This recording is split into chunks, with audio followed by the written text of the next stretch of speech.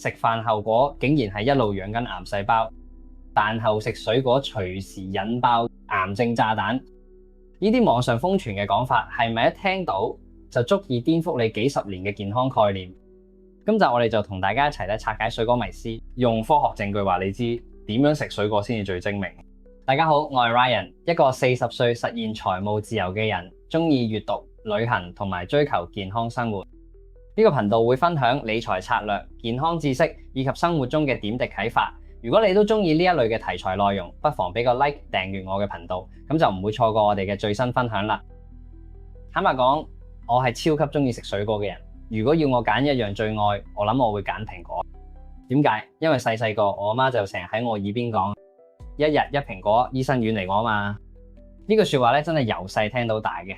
但係最近咧，網上竟然有人話咧，飯後食水果會影響消化，甚至會喺腸道腐爛產生毒素，搞到腸癌。哇！我聽到嗰下個心即刻嚟一嚟，諗起阿媽幾十年都係咁樣準備飯後果俾我哋食。如果呢啲講法係真嘅，咁後果咪不堪設想咯。我真係唔敢再諗落去。今日我就帶大家一齊用科學角度解開呢個謎團。究竟呢啲驚人嘅講法係咪真有其事，定係有啲天大嘅誤解呢？記得睇到最尾有彩蛋教大家點樣食水果先至最醒目。咁首先我哋要拆解嘅最大迷思呢，就係飯後食水果會唔會引致腸癌嘅。我整理完資料呢，發現支持呢個講法嘅人呢，通常有幾套嘅理論。第一，佢哋話飯後即刻食水果，水果會被之前食落肚嘅澱粉質、蛋白質阻住，喺胃部停留太耐，跟住就會開始發酵腐爛產生毒素，長期落去就會引致腸癌。第二，又有講法話咧，水果糖分好高，飯後食會令到血糖急升，增加身體負擔，間接增加患癌風險嘅。聽落好似好有道理咁，但係咪真係咁樣呢？我哋先睇下消化系統係點樣運作啦。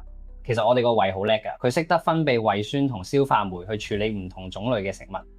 雖然唔同食物消化時間有長有短，例如碳水化合物快啲，蛋白質同脂肪慢啲，水果相對都係快嘅。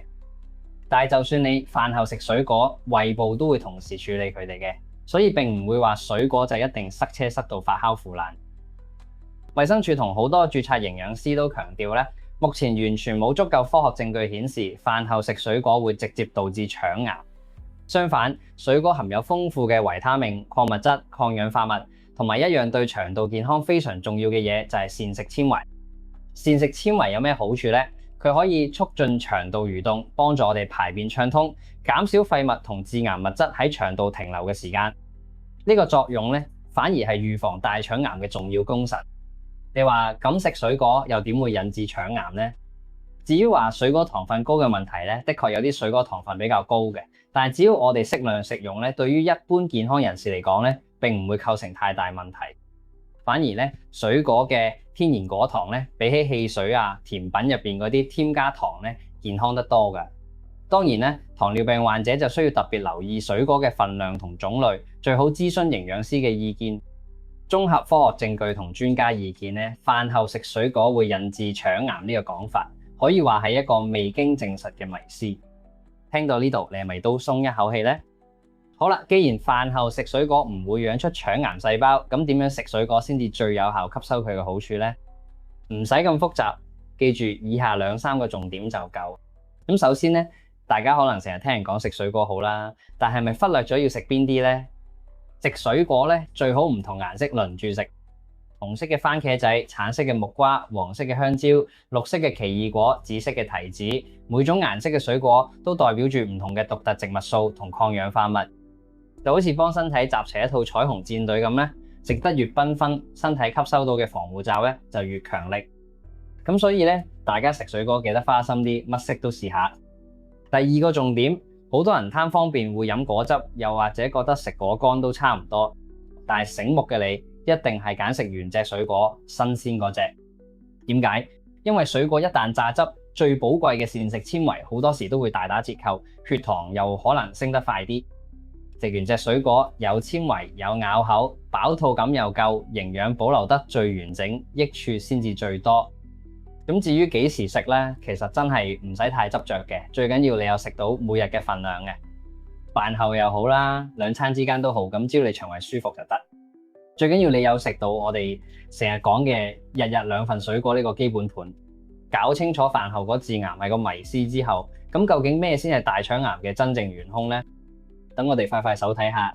根據香港癌症資料統計中心嘅數據咧，大腸癌咧係香港常見癌症嘅頭幾位，而導致大腸癌嘅風險因素咧，大家要留意以下幾樣。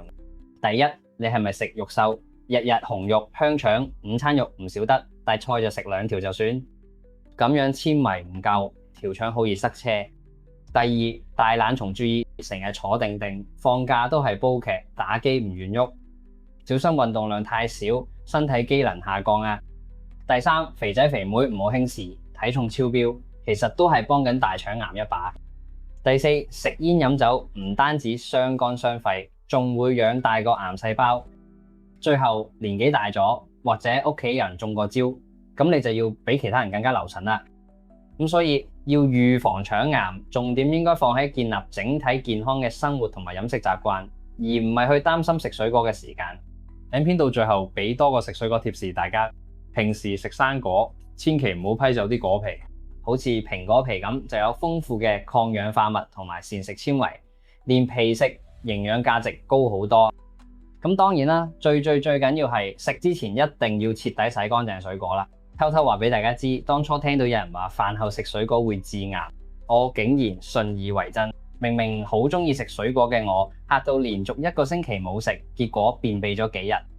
直至我發覺唔對路，認真去揾一堆食安中心啊、營養師嘅資料，先知道只係謠言，完全冇科學根據。諗翻起都覺得自己好白痴嘅。希望大家唔好笑我，亦都唔好學我咁冇 fact check 就信到十足十。今次真係經一事菜一智啊！